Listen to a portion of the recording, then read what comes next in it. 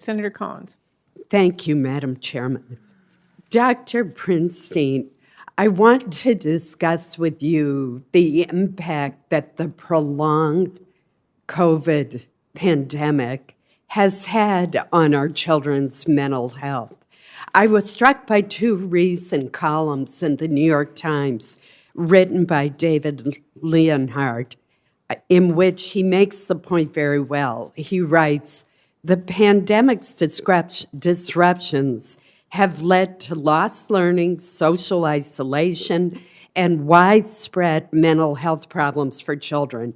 Many American children are in crisis," and here's the important point, "as a result of pandemic restrictions rather than the virus itself."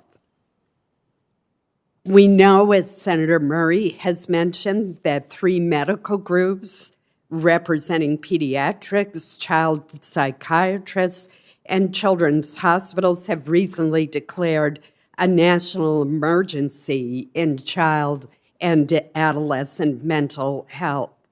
And the New York Times columnist has concluded that remote schooling has failed and that there's little evidence that shutting schools leads to fewer COVID cases among children.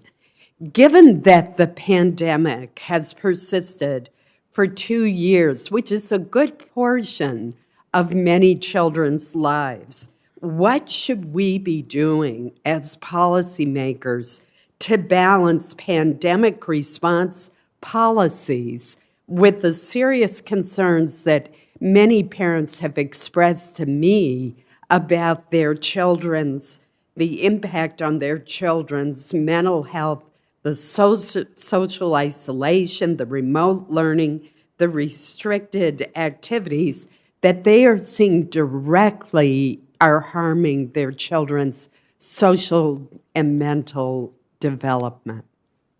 Thank you for raising that, Senator Collins. The APA joined with AHA and AAP in declaring that national emergency, and we agree. The science is telling us that kids are experiencing mental health difficulties for a whole host of reasons. One is, of course, the major stressor that has occurred in their lives. They're watching relatives that are passing away or being so ill that they need to go to the hospital. They have tremendous disruption in their roles and routines. They see polarization in leaders, with disagreements between parents and school teachers on what it is they're supposed to do. And they're having a very difficult time also with social isolation, but not necessarily because of the isolation per se, but because of the time that kids are spending on social media instead, which we now know has incredibly dangerous effects not only on kids' development, but on the development of kids' brains during that time. This is a very big issue and very concerning. It also is an opportunity. This is a time when we have people talking about mental health like they have never talked about before, and people are recognizing the need for us to be addressing mental health before it reaches the acute crisis, of people needing to go and get outpatient or inpatient treatment.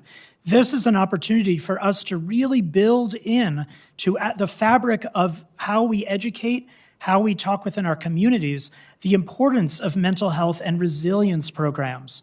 Our entire mental health system right now is built for adults.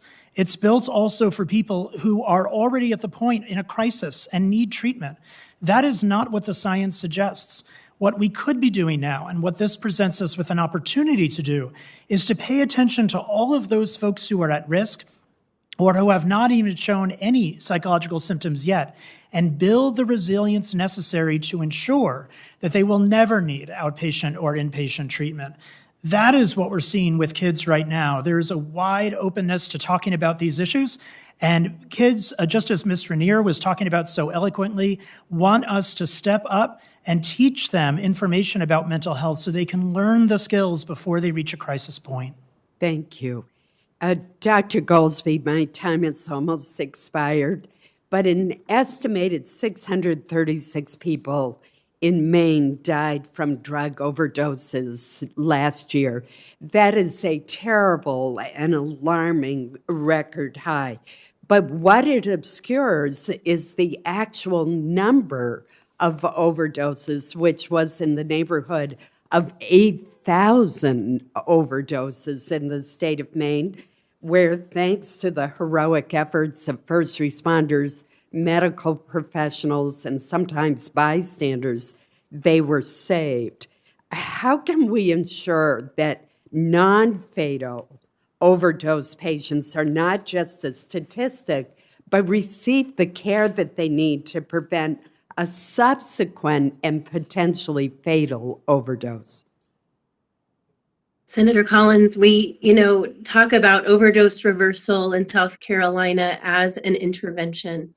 And it's in that moment when somebody has faced, a life-threatening situation that they may, be best reached by someone who offers them hope to live, hope to a path to recovery.